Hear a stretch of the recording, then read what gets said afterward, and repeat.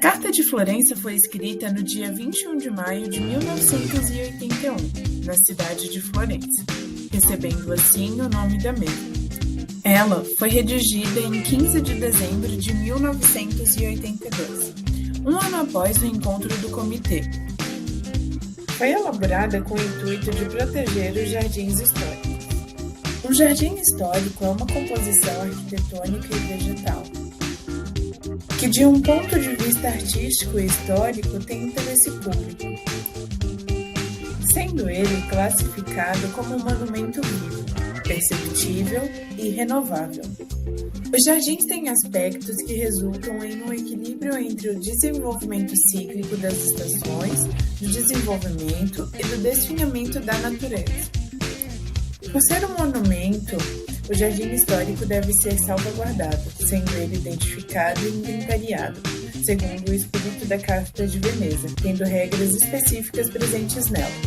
A composição de um jardim arquitetônico histórico é determinada por o seu traçado e a sua topografia, a sua vegetação, espécies, volumes, jogo de cores, distâncias e respectivas alturas, os seus elementos estruturais ou decorativos, ou a sua água, em movimento ou parada, ou até mesmo refletindo no céu.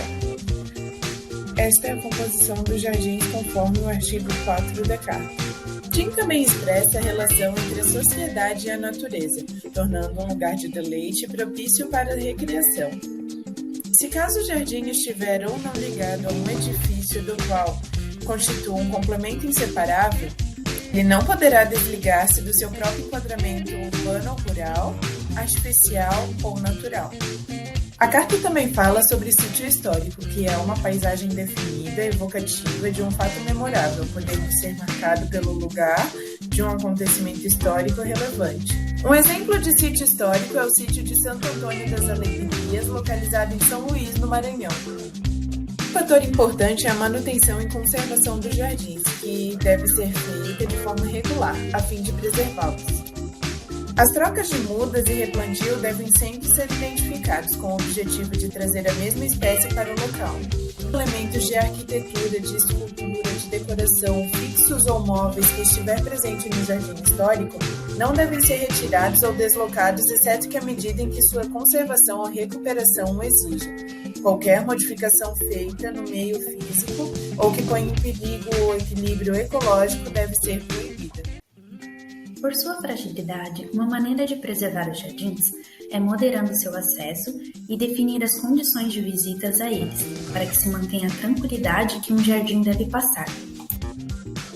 Quando for possível agregar ao jardim a prática de esportes tranquilos, é necessário que tenha um espaço reservado para essa atividade, para que não prejudique na conservação de jardins e dos sítios históricos.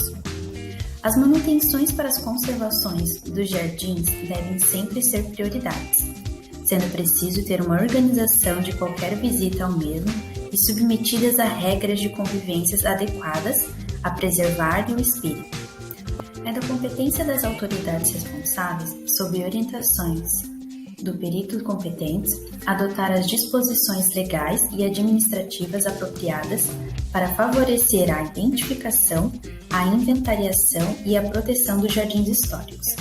A sua salvaguarda deve ser integrada nos planos de ocupação do solo e em todos os documentos de planificação e de ordenamento do território.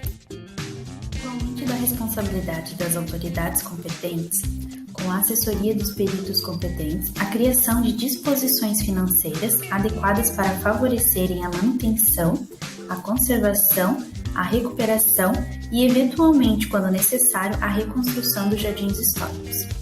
O jardim histórico é um dos elementos do patrimônio que exige um cuidado maior e frequente por pessoas qualificadas. Precisa aqui uma pedagogia adequada que assegure a formação dessas pessoas, podendo ser historiadores, arquitetos, paisagistas, jardineiros ou botânicos. Precisa assegurar também a produção dos vegetais que fazem parte da composição do jardim, ser valorizados e conhecidos de forma que seja apreciado através de programação, de pesquisas científicas, intercâmbios internacionais e difusão de informações. Através da mídia deve haver uma sensibilização para o respeito à natureza e ao patrimônio histórico.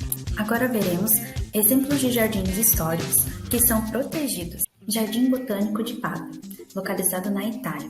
Ele foi o primeiro jardim botânico criado no mundo no ano de 1545, com o propósito de servir como um centro de pesquisas científicas, e até hoje preserva seu traçado original, onde o enredo central circular, que simboliza o mundo, é rodeado por um anel de água que representa o oceano.